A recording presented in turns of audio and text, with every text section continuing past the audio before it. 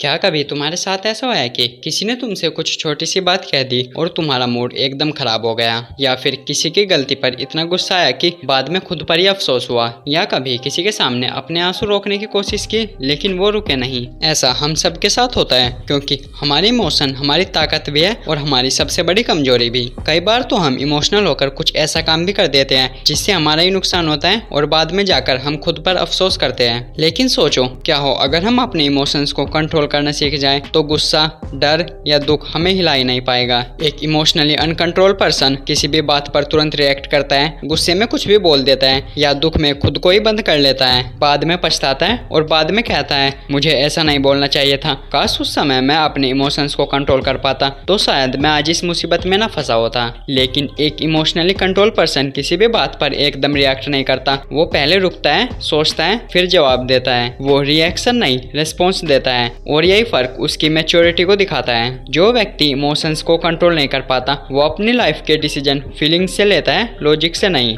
लेकिन जो अपने इमोशंस को कंट्रोल करता है वो अपने हर डिसीजन शांत दिमाग से सोचता है और उसके डिसीजन स्टेबल और लॉन्ग टर्म होते हैं। आज के समय में छोटे बच्चे से लेकर बड़े बूढ़े तक की सबकी लाइफ में कुछ ना कुछ प्रॉब्लम जरूर है जिसकी वजह से वे हमेशा ही दुखी रहते हैं। लेकिन क्या हो अगर मैं तुमसे कहूँ कि इस वीडियो को देखने के बाद तुम्हारे 99% प्रॉब्लम यूं ही खत्म हो जाएगी। अगर हम अपनी प्रॉब्लम्स को डीपली देखें तो हमें समझ में आएगा कि असल में हमारी लाइफ में तो कोई प्रॉब्लम है ही नहीं और जो कुछ प्रॉब्लम है भी उनका कारण हमारा अपने इमोशंस पर कंट्रोल ना होना ही है। लेकिन अगर तुम अपने इमोशंस को कंट्रोल करना सीख गए तो तुम्हारी लाइफ में से यह सब प्रॉब्लम भी धीरे धीरे खत्म होने लगेगी। लेकिन अब सवाल आता है कि हम अपने इमोशंस को कंट्रोल कैसे करें, क्योंकि इमोशंस को कंट्रोल करना तो सभी चाहते हैं लेकिन कई बार कुछ ऐसी जगह पर कुछ ऐसी सिचुएशन हो जाती है जहाँ पर लोग अपने इमोशंस पर कंट्रोल नहीं रख पाते। तो आइए आज की इस वीडियो में मैं तुम्हें डिटेल में समझाऊंगा कि आखिर क्यों हम अपने इमोशंस पर कंट्रोल नहीं रख पाते और इस वीडियो में मैं इसका सॉल्यूशन भी बताऊंगा। लेकिन उसे जानने से पहले अगर तुमने अभी तक हमारे चैनल को सब्सक्राइब नहीं किया तो अभी चैनल को इमीडिएटली सब्सक्राइब जरूर कर ले आगे और ऐसी इन्फॉर्मेटिव वीडियोस देखने के लिए।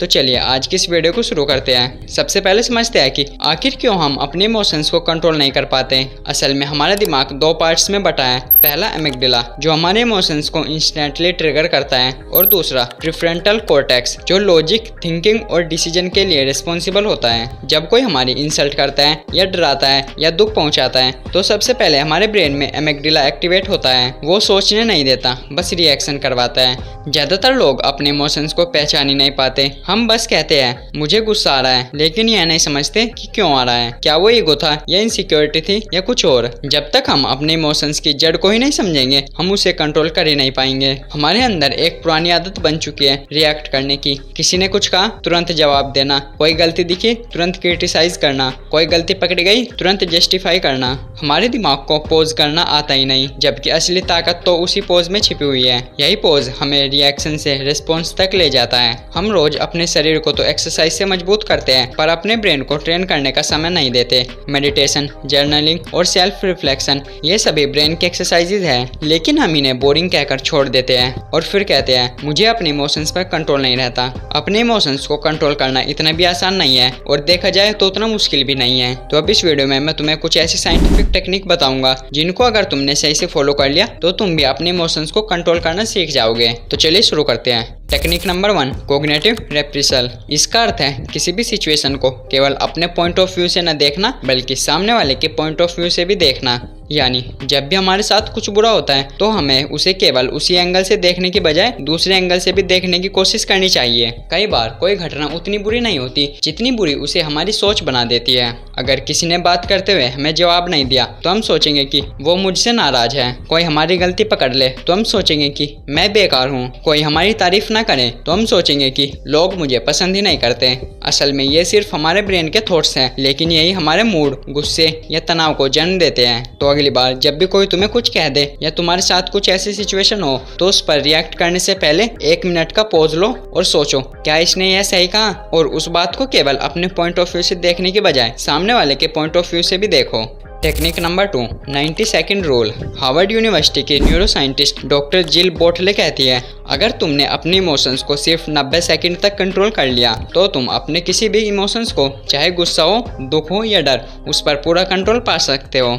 अब जरा सोचिए, कोई तुमको कुछ बुरा कह देता है, तुम्हारे अंदर गुस्से की आग लगती है, तुम सोचते हो इसने मुझे यह कैसे कह दिया, तुम्हारी सांसें भारी हो जाती है और तुम्हारी बॉडी एड्रेनलिन से भर जाती है। ये सब एक केमिकल रिएक्शन है जो हमारी बॉडी में सिर्फ 90 सेकंड तक चलती है, यानी कि हमारा शरीर 90 सेकंड तक उस इमोशंस को महसूस करता है। उसके बाद वो खुद ब खुद नॉर्मल मोड में लौट आता है। लेकिन असली दिक्कत तो यह है कि हम उस गुस्से को रिपेल करते रहते हैं। हम सोचते हैं उसने ऐसा कहा कैसे, उसने मेरे साथ ऐसा व्यवहार क्यों किया, और हमारे यही थॉट्स हर बार 90 सेकंड के उस लूप में उलझे रहते हैं। यही कारण है कि हमारा गुस्सा या दुख कई घंटों, दिनों या फिर हफ्तों तक भी चलता रहता है। अब सवाल उठता है, क्या 90 सेकंड का यह रूल हमारी लाइफ को चेंज कर सकता है? तो बिल्कुल। डॉक्टर जिल कहती है, जब भी कोई भावनात्मक लहर हमारे अंदर उठे तो बस 90 सेकंड तक उस पर रिएक्ट मत करो, ना सामने वाले को कोई जवाब दो, बस गहरी सांस लो और अपने उस इमोशंस को ऑब्जर्व करो। न्यूरोसाइंस के अनुसार जब भी हमारा कोई इमोशन ट्रिगर होता है तो हमारे ब्रेन में एमिग्डाला हिस्सा एक्टिवेट हो जाता है। वो हमें फाइट और फ्लाइट मोड में डाल देता है। लेकिन अगर हम 90 सेकंड तक उस ट्रिगर को फीड नहीं करते तो हमारा प्रीफ्रंटल कॉर्टेक्स यानी सोचने वाला हिस्सा दोबारा एक्टिवेट हो जाता है। तो अगली बार जब भी कोई तुमसे कुछ कहे, तुम्हारे इमोशंस को ट्रिगर करे, तो केवल 90 सेकंड तक शांत रहो, उसे ध्यान से ऑब्जर्व करो और कोई रिस्पॉन्स मत दो। डॉक्टर जिल ने कहा था, you can feel the emotions but you don't have to become the emotions. तो यह थी वे 2 साइंटिफिक टेक्निक जिनकी मदद से तुम अपनी इमोशंस को कंट्रोल कर सकते हो। लेकिन असली प्रॉब्लम तो यह है कि कुछ लोग तो इस वीडियो को देखने के बाद इन टेक्निक को भूल जाएंगे और उसी कंडीशन में आ जाएंगे जिसमें वे पहले थे। और कुछ लोग इसे ट्राई करेंगे लेकिन कुछ समय बाद ही छोड़ देंगे। एंड बहुत कम लोग ही इसे डिसिप्लिन के साथ फॉलो कर पाएंगे। असल में हमारी सबसे बड़ी प्रॉब्लम तो यही है कि हम किसी भी काम को डिसिप्लिन के साथ कर ही नहीं पाते। तो अगर तुम्हारे साथ भी यही प्रॉब्लम है तो तुम इस वीडियो को देखो। इस वीडियो में मैंने डिटेल में समझाया कि कैसे हम प्रोक्रास्टिनेट करने की आदत को डिसिप्लिन रहने की आदत में कन्वर्ट कर सकते हैं। तो आज की इस वीडियो में इतना ही, मिलते हैं अगली वीडियो में।